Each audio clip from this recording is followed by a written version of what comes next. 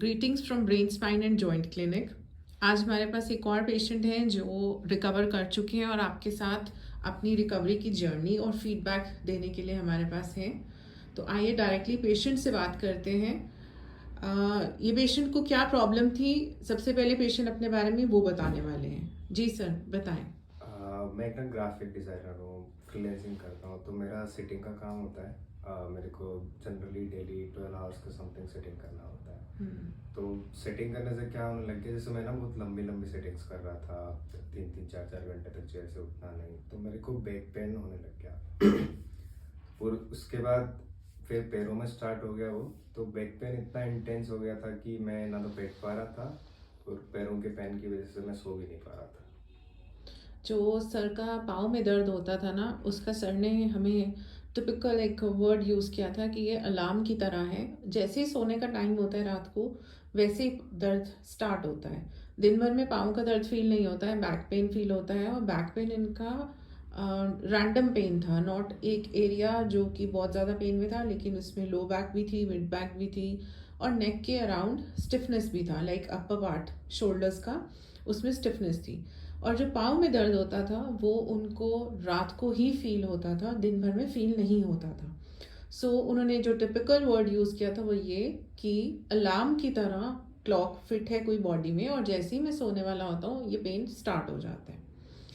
Sir, आपका consultation का जो चेकअप का एक्सपीरियंस था हमारे पास, वो कैसा रहा? मैम ने पहले बात करी, समझा, पहले रूटीन जाना कि कैसा है, आपका रूटीन क्या रहता है, कितने घंटे सेटिंग्स करते हो।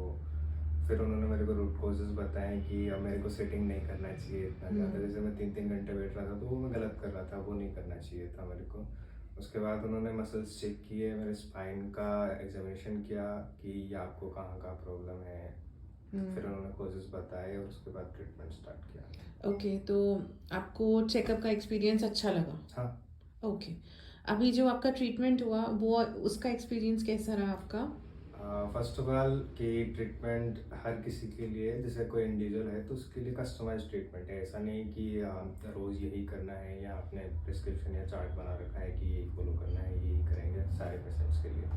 और पर्टिकुलर पेशेंट्स के लिए भी डेली अलग अलग ट्रीटमेंट है, अलग अलग मसल्स को ट्रीट करते हैं। और जो फिजियोथेरेपी का है, मेनली जैसे आपको चेकअप करेंगे डेली, जैसे आप आते हो तो आपको पूछेंगे कि सर कहाँ प्रॉब्लम है, कहाँ ज़्यादा इंटेंस पेन है, फिर उनको ये मैनुअली ट्रीट करते हैं। देन अगेन कपिंग थेरेपी हो गया, फिर ड्राई नीडलिंग करके ट्रीट कर ये देते हैं। सारी मोडालिटीज़ जो अभी वर्ल्ड वाइड पॉपुलर एविडेंस्ड हैं और साइंटिफिक हैं।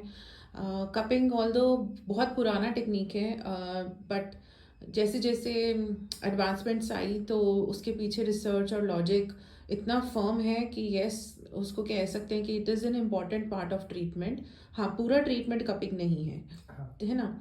जैसे आपने हमारे व्यूअर्स को बताया कि कस्टमाइज था, तो आपको लगता है कि पेशेंट को जब हम इंडिविजुअल क्वेश्चंस पूछते हैं रोज, वो पेशेंट के लिए एक इम्पॉर्टेंट फीडबैक रहता है? हाँ, इम्पोर्टेंट फीडबैक रहता है। जैसे आपने शोल्डर्स में ट्रीटमेंट किया है या लोअर बैक बैक बैक में ट्रीटमेंट किया है, देन अगर अगर वहाँ को अगर एक्स्ट्रा प्रॉब्लम हो रही है, रिलीफ हो रहा है, तो वो अच्छा ही है पेशेंट के लिए। हाँ, तो बेसिकली आप पेशेंट का नॉर्मली एक परसेप्शन होता है कि मेरे को बैक में पेन है तो मेरा बैक ही ट्रीट होगा, इसके हाँ। अलावा कुछ और ट्रीट नहीं होगा। तो क्या आपका वो परसेप्शन, अगर ऐसा था, यहाँ आके चेंज हुआ? हाँ, वो चेंज हुआ है एक्चुअली। जहाँ पेन होता है ज़रूरी नहीं रूट कॉज वही है आपके लिए। जैसे मेरे को एग्जैक्टली। पैरों में पेन हो रहा था, पैरों में बिल्कुल नीचे की तरफ पेन हो रहा था, एंकल के साइड पे। पर उसका जो रूट कॉज था वो मेरे लोअर बैक और हिप एरियाज में था। एग्जैक्टली। तो ओवरऑल आपका ट्रीटमेंट का एक्सपीरियंस भी हमारे पास अच्छा रहा? हाँ जी, स्टाफ पे बहुत अच्छा है, बहुत फ्रेंडली है, और केयरिंग भी है बहुत ज़्यादा। Thank staff you. का ये प्लस पॉइंट है। Thank you. एंड आप हमारे व्यूअर्स को क्या मैसेज देना चाहेंगे? आपकी तरह बहुत सारे लोग हैं जो सिटिंग आवर्स जिनके बहुत ज़्यादा हैं, 12 आवर्स सिटिंग सबकी ऑलमोस्ट है। एंड जैसे आपने बहुत क्विकली इस चीज़ को समझा और अडेप्ट करने की कोशिश कर रहे हैं कि आप लगातार वाली 3-4 घंटे की सिटिंग ना करें, आप फ्रीक्वेंट ब्रेक्स लें, आप पोस्चर का ध्यान रखें। उन फ्रीक्वेंट ब्रेक्स में आप हमारी बताई हुई एक्सरसाइजेस कर रहे हैं अपने पोस्चर हाँ को जी। मेंटेन करने के लिए। और डाइट का ध्यान, स्लीप का ध्यान एंड पानी का ध्यान कि बॉडी में इनटेक इन सब चीज़ों का कैसा है।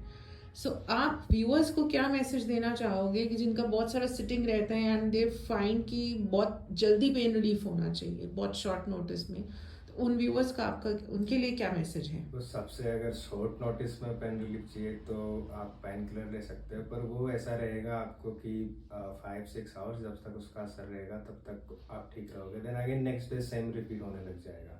सो वो परमानेंट नहीं होने वाला है परमानेंट नहीं होने वाला है, आपको रिलीफ मिलेगा बट एक शॉर्ट पीरियड ऑफ टाइम के लिए कि हाँ आज 6-7 at the cost of some other side effects. या साइड इफेक्ट्स हैं, जैसे आपका लीवर पे ज़्यादा असर पड़ता है पेन किलर्स का अगर आप लेते हो तो। इसके अलावा अगर आप थेरेपीज की तरफ जाते हो तो फिजियोथेरेपी बेस्ट है। आपकी मसल्स, जो पर्टिकुलर मसल्स जो काम नहीं कर रही है या कुछ एक्स्ट्रा काम कर रही है उनको ट्रीट किया जाएगा। ठीक है, आपको लॉन्ग सीटिंग नहीं करनी है।